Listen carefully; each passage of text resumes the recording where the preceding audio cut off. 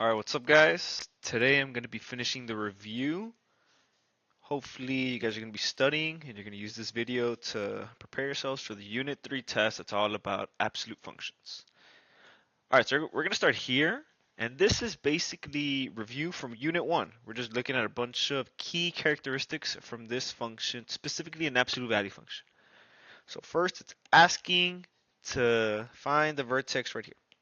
So the vertex is that little spike. It's either going to be at a minimum or a maximum, but in this case, you see that spike down there. The way we're going to write it is x comma y. So in this case, it's 3 comma negative 2. So that's it.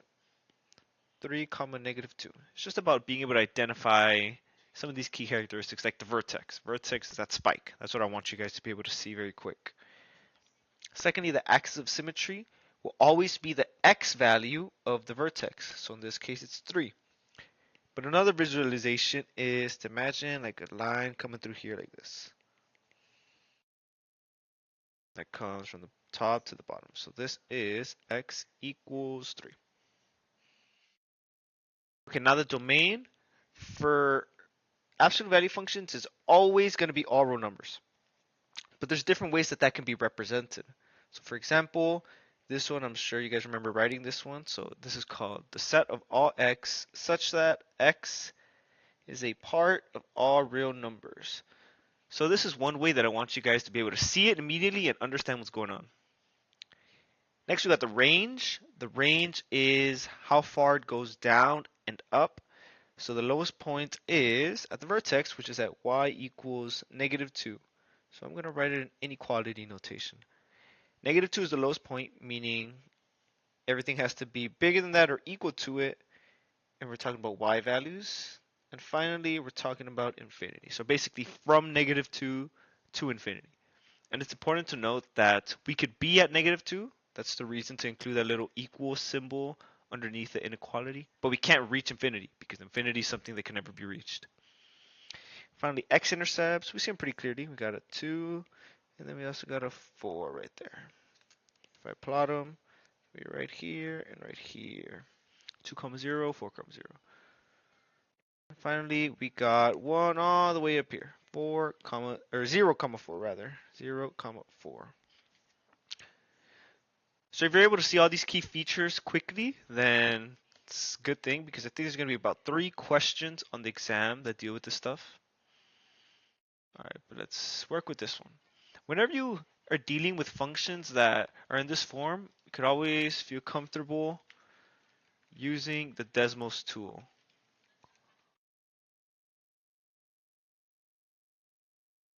So plotting it here, we see that it moved 2 units to the right and 3 units up.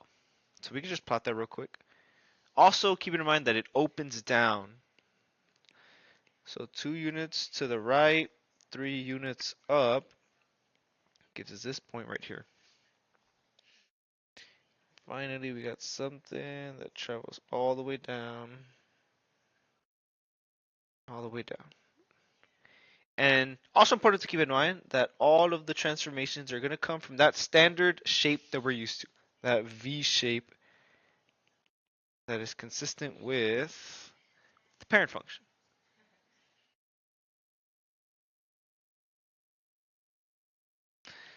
Okay, so the vertex right here, we could see that it's this spike over here. We see it at 2, 3. We also see it over here in the graph that we made. So just have faith that it's at 2, 3, or have confidence rather.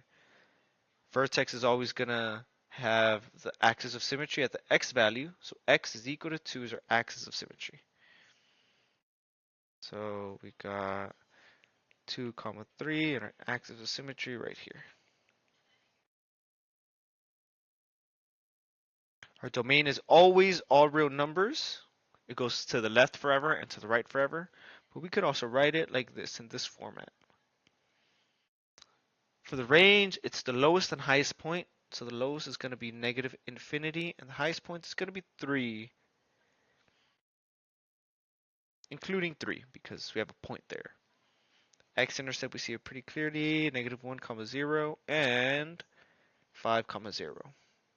And y-intercept will be 0, 1. It's just about seeing these key features pretty quickly. And I plotted them just now in red.